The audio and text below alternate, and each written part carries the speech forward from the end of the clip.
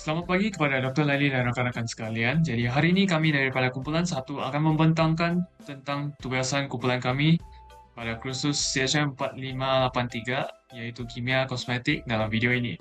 Jadi topik tugasan kumpulan kami ini adalah bahan semula jadi dalam kosmetik produk. Muka surat ini menunjukkan isi kandungan bagi video pembentangan kami. Kumpulan kami terdiri daripada 5 ahli yaitu Nur Isma Aisyah, Nur Izzati Ahmad, saya sendiri, Limoilun, Nur Aisyah dan juga Nur Hanim Ashikin. Assalamualaikum warahmatullahi wabarakatuh. Nama Nur Ismail Syah binti Razini. Hari ini saya akan menerangkan tentang pengenalan bahan semula jadi dalam kosmetik.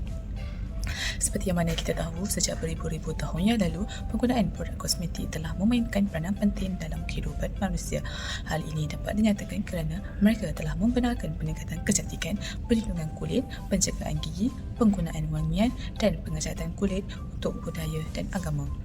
Kembali ke sejarah awal pada tahun 1990-an dan awal 2000-an, penggunaan bahan semula jadi dalam formulasi kosmetik telah mula menjadi popular suatu trend yang berkemungkinan besar digerakkan oleh permintaan pengguna dan pengeluaran kosmetik yang cuba membezakan diri mereka dalam pasaran yang kompetitif.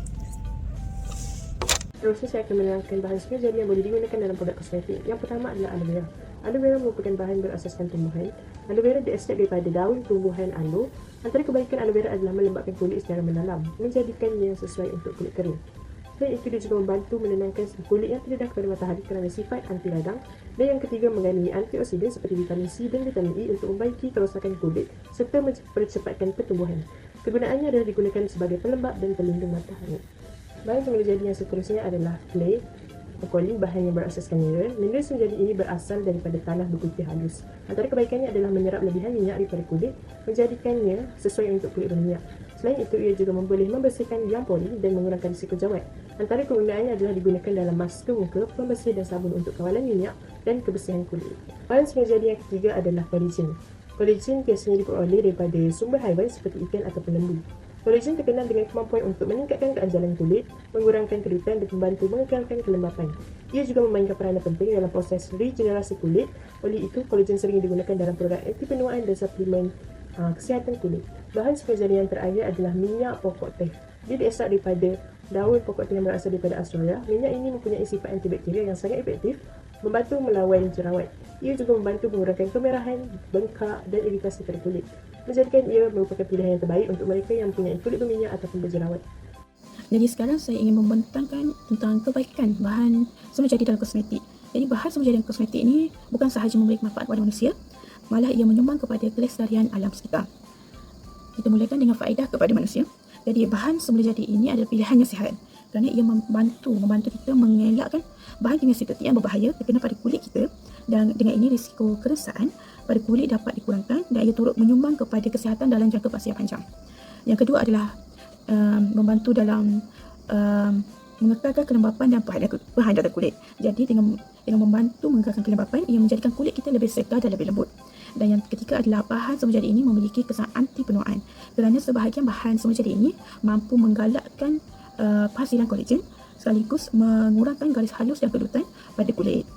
Seterusnya adalah faedah kepada alam sekitar, iaitu bahan semula jadi dalam kosmetik yang kita gunakan biasanya mesra alam kerana ia mudah terbiodegradasi dan bersumberkan bahan-bahan yang mampan. Jadi ia dapat meminimumkan pencemaran kepada alam sekitar. Dan yang ketiga dan yang seterusnya dan yang terakhir, iaitu bahan semula jadi ini juga dapat mengurangkan sisa kimia yang berbahaya. Ini dapat membantu dalam mengelakkan pencemaran kepada ekosistem kita dan menjaga kelestarian alam. Jadi secara kesimpulannya, penggunaan bahan semula jadi dalam kosmetik membawa manfaat kepada manusia dan alam sekitar. Pilihan ini bukan sahaja menjadikan kita lebih sihat, tetapi juga menyumbang kepada dunia yang lebih lestari. Assalamualaikum warahmatullahi wabarakatuh. Nama saya Nur Izzati Ahmad binti Muhammad Azri. Nombor matrik saya S71738. Antara perbezaan antara bahan semula jadi dan bahan sintetik ialah bahan semula jadi lebih selamat untuk digunakan, berasal daripada tumbuhan, haiwan dan mineral, boleh menyebabkan alahan atau kerengsangan, atau beberapa bahan semula jadi adalah toksik. Dan yang terakhir ialah biasanya lebih mahal kerana proses penanaman, penuaian dan perekstrakan. Bagi bahan sintetik pula ialah lebih bahaya untuk digunakan, dibuat melalui proses kimia di makmal, dirumus untuk meminimumkan risiko, dan akhirnya ialah biasanya lebih murah kerana pengeluaran secara besar-besaran dan berskala. Antara cabaran yang akan diterima ialah kesan kepada alam sekitar. Penggunaan bahan semula jadi secara besar-besaran boleh menyebabkan penebangan hutan, kemusnahan habitat dan eksploitasi berlebihan. Kedua ialah kekurangan sumber. Tidak sedia ada masa yang lama untuk menjana semula dan sukar untuk memenuhi permintaan yang global. Yang terakhir ialah rantaian bekalan. Ia melibatkan petani berskala kecil, komplikasi logistik, kualiti yang tidak konsisten dan ketidakstabilan bekalan. Seterusnya adalah peraturan dan standard untuk kegunaan bahan semula jadi dalam produk kosmetik. Peraturan ini adalah penting untuk memastikan keselamatan, kualiti dan keberkesanan kosmetik yang mengandungi bahan semula jadi. Antara peraturan dan standard adalah termasuklah KKM, NPRA Malaysia, Arahan Kosmetik ASEAN dan juga Piawaian Global. KKM mengandungi Peraturan Kawalan Nadia dan Kosmetik 1984 bawah Akta Jualan Nadia, manakala NPRA Malaysia mengandungi Agensi Pengawal Seliaan Farmasetikal Kebangsaan.